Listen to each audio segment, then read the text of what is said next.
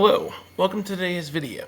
In this segment, we will be evaluating an article from CNN by Alicia Ibrahimji titled, Media Literacy is More Than Spotting Fake News, How One Librarian Gives Teens the Tools to Decide What to Trust. This will be based on an academic approach to analyzing sources called the CRAP test. CRAP stands for Currency, Relevance, Authority, Accuracy, and Purpose. This approach aims to find out if a source is suitable for an academic research paper. So when using this method, it is important to keep in mind that just because something does not pass the CRAP test does not mean it is in fact crap.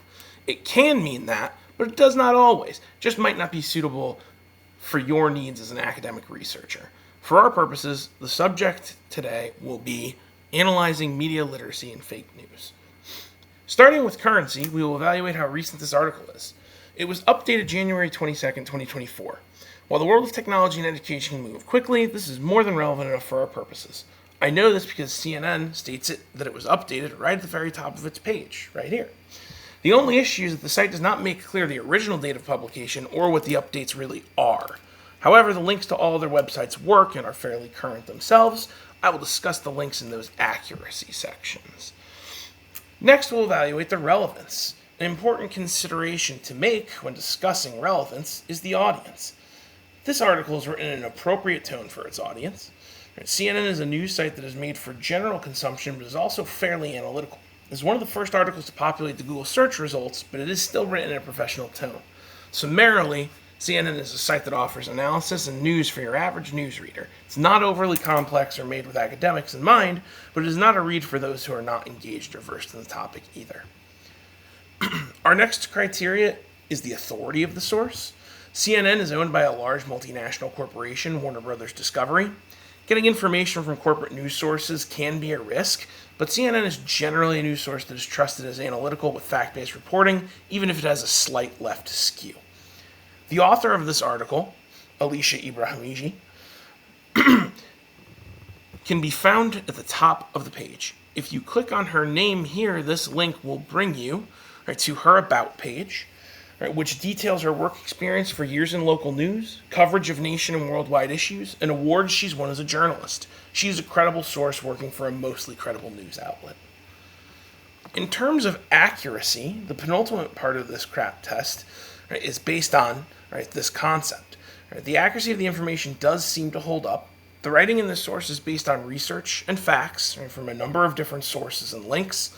The articles include working links to various pieces that I've already pulled up for you here, to places like the Pew Research Center, the Media Literacy Now Policy Report of 2022, studies from Stanford University, and text from various bills from other states relating to the issue, like this one from California and the other one here from New Jersey. In addition, there's also tons of quotes and firsthand experience from the teachers who are implementing these projects embedded throughout the reading. So we're getting them as authorities as well. The language of the website is surely not emotional or sensationalized, and there's no errors in terms of spelling or grammar. One issue with any news site like this is that they're not peer-reviewed. This is the type of source that is reviewed by an editorial board, but has not gone through the rigorous close reading process of peer review in academia. Lastly, we must analyze the purpose of this source. From the very beginning, we can identify the author's purpose, it says it right up here. Media literacy is more about spotting fake news. It's about giving teens the tools to decide what to trust.